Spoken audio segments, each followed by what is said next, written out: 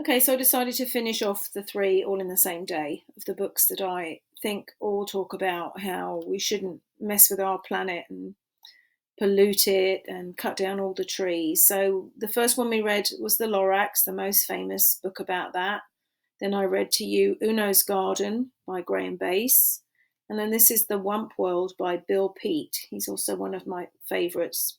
This is a little scholastic edition for distribution through the school market. And this one was published in 1970, a year before The Lorax was published. And Bill Peet used to write a lot in rhyming couplets, just like Dr. Seuss, but this one is not in rhyming couplets.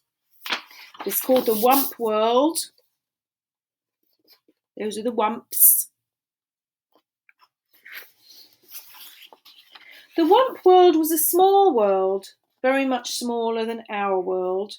There were no great oceans, lofty mountains, giant forests, or broad sandy deserts. The Wump World was mostly grassy meadows and clumps of leafy green trees, with a few winding rivers and lakes.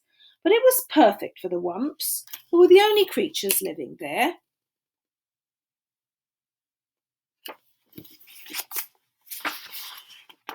The Wumps were simple grass eaters and spent most of their time grazing on the tall, tender grass that grew in the meadows. In warm weather, they cooled themselves in the crystal clear rivers and lakes, and at night they slept in the shelter of the bumbershoot trees to keep the dew off their backs.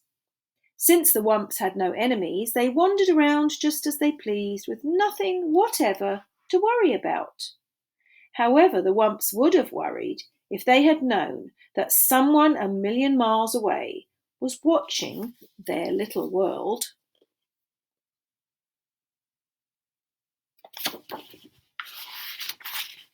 One morning, the Wumps were awakened by a far-off humming sound. Excuse me. It seemed to be coming from somewhere above, and as the humming grew into a heavy roar, the sleepy-eyed Wumps crept through the trees for a peek at the sky. Zooming straight for the earth came a great flock of pot-bellied monsters with tails and fins spitting fire and shooting out streaks of black smoke. Can you imagine that would be a bit alarming? An alien invasion.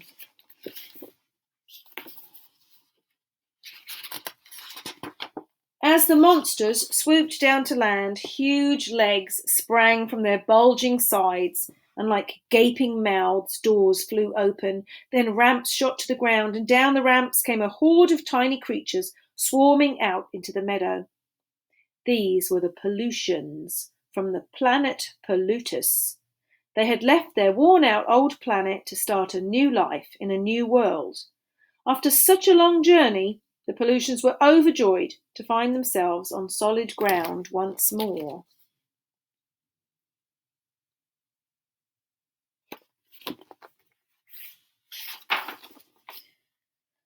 They were all prattling with excitement as they followed their leader, the topmost pollution and world chief, across the meadow. At the top of a hill, the chief stopped for a long look at the surrounding countryside. Finally, he said, "Looks good. We'll take it. Plant the flag, Sergeant, and let's get things going."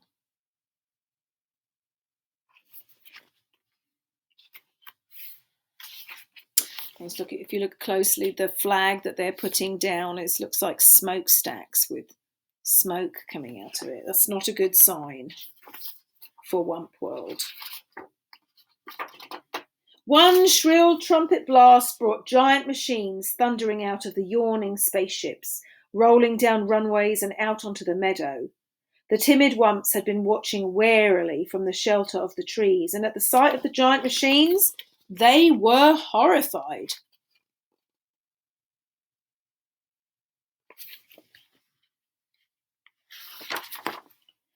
"Wump, wump!" they cried, and in a wild-eyed panic, they went humpety-clumping off through the trees to go diving headlong into the nearest cave.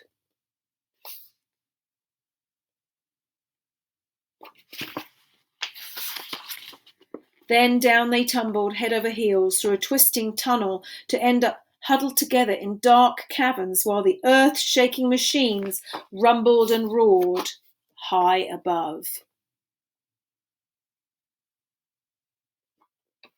Their whole world has gone kaput.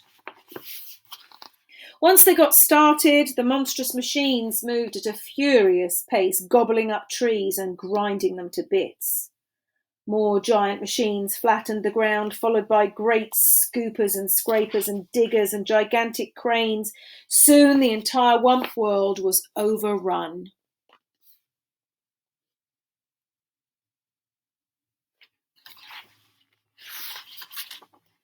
The busy little pollutions kept their mighty machines going full blast day and night without let up in a frenzy to improve their wonderful new world. Suddenly, great cities sprang up, huge factory buildings with towering smokestacks, high-rise apartment buildings and tall office buildings. And above them all loomed the 100-story skyscrapers.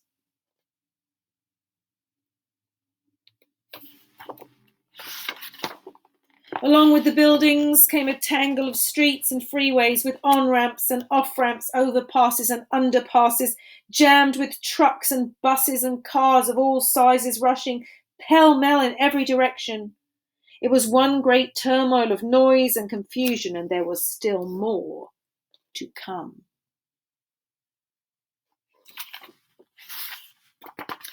Meanwhile, the poor Wumps remained underground, wandering aimlessly through the caverns, feeding on the fuzzy green moss growing on the ledges and the mushrooms clustered in the crannies, and sipping the sweet water from pools fed by underground springs.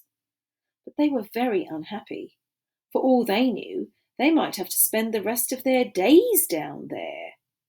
The Wumps didn't dare venture up to the surface, not even for a peek. They were much too frightened by the endless rumblings and roarings and loud screechings coming from above, and it was growing noisier by the day.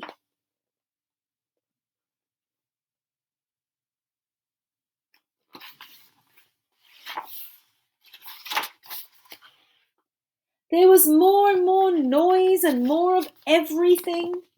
More buildings with more smokestacks puffing more and more smoke. More freeways with more traffic shooting out more and more clouds of exhaust. More trash and more trash piles with more and more waste gushing into the rivers and lakes. So, if you've read the Lorax or heard the Lorax, this would be Dr. Seuss's equivalent of the gloppity glop and sloppity gloppity glop and sloppity slop. Gloppity glop and sloppity slop. Pretty soon, the cities were so clouded by the factory smoke and the fumes from the freeways, the pollutions could barely breathe. They went sneezing and wheezing about the streets, grouching and grumbling and blaming one another for the awful mess they were in.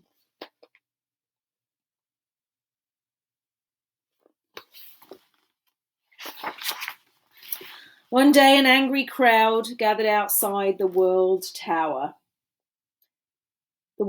building, demanding to see the World Chief. When the chief appeared on his balcony, all the pollutions began shouting at once. "We can't breathe the air, we can't drink the water, and we can't stand the noise. We've had enough." Kerchew, sneezed the chief. "I know just how you feel, and something will be done at once, I promise."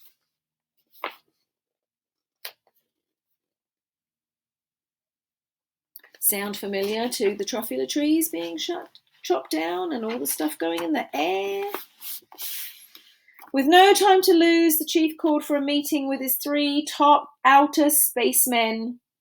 "Gentlemen," he said, "this world of ours has gone sour. We've got to get out of here quick.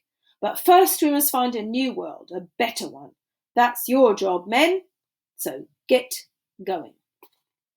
"Righto, Chief," barked the men. Within 15 minutes, they were at the spaceport aboard their spaceships. Then, zeroosh, zeroosh, zeroosh.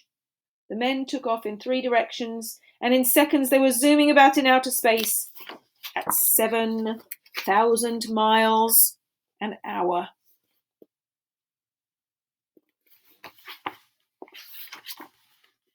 Days passed with no word from the outer spacemen. After waiting a week, the world chief flew into a rage. "Blast it all," he bellowed. "What's keeping those blithering bubbleheads?" Then one Monday morning, out of the dark, smudgy sky, swooshed one of the spaceships. As the ship touched down, the man hopped out shouting, "I've done it! I've done it! I found a new world, a bigger and better world." "Nice going, lad," cried the world chief, and the crowd gathered at the spaceport gave their hero one great rousing cheer, which ended in a fit of sneezing.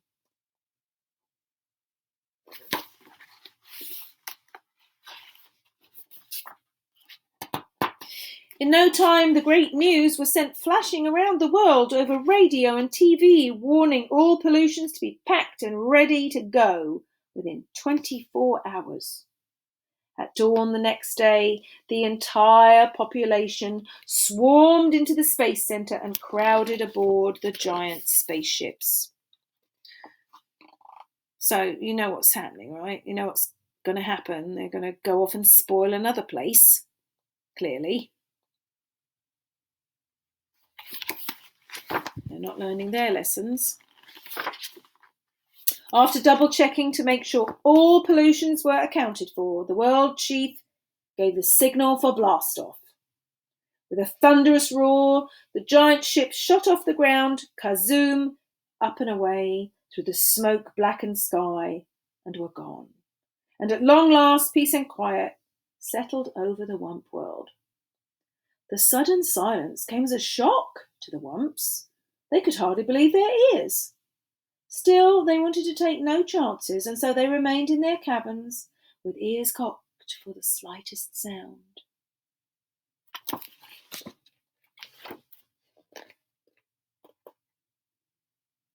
Not sure if it's safe yet. No, can't go out. After a long, long silence, they decided it was time to go, and led by the biggest Wump, they crept up the tunnel to the cave entrance to find it covered by a crust of cement.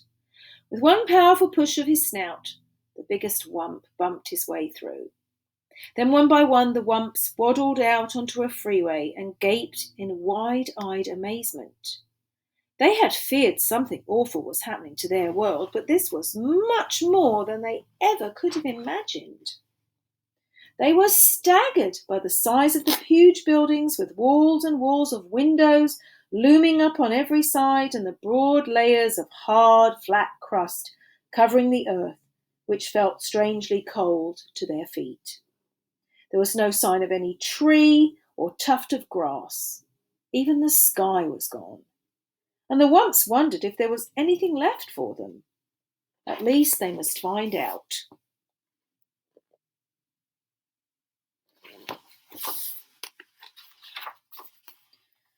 They wandered the freeways for miles only to find more and more buildings with endless heaps of wreckage and rubble. For all they could see, their world was completely ruined. Footsore and weary, the Wumps were about to give up and head back for their cave when the biggest Wump let out a joyful whoop.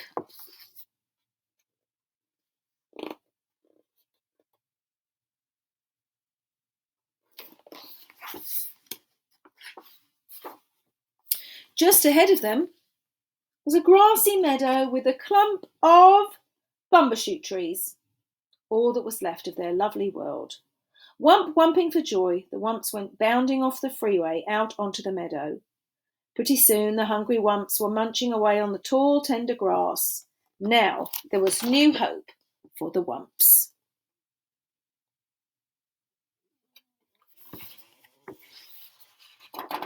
In time, the murky skies would clear up, and the rains would wash the scum from the rivers and lakes. The tall buildings would come tumbling down, and the freeways would crumble away. And in time, the green growth would wind its way up through the rubble. but the Wump world would never be quite the same.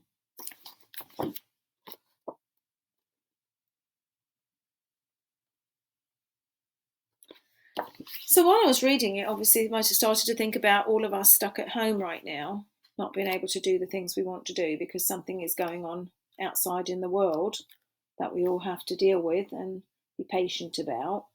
But the hope is there that we will eventually get back to what we're doing, enjoying all our friends and family, and we'll have our moment of life finds a way.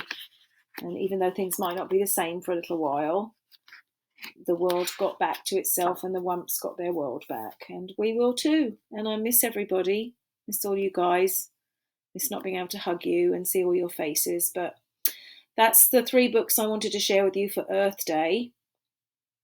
The Lorax, my poem about the sequel to the Lorax, Uno's Garden, and the Wump World. And bye for now. I'm going to go enjoy my weekend now. For reals. For reals.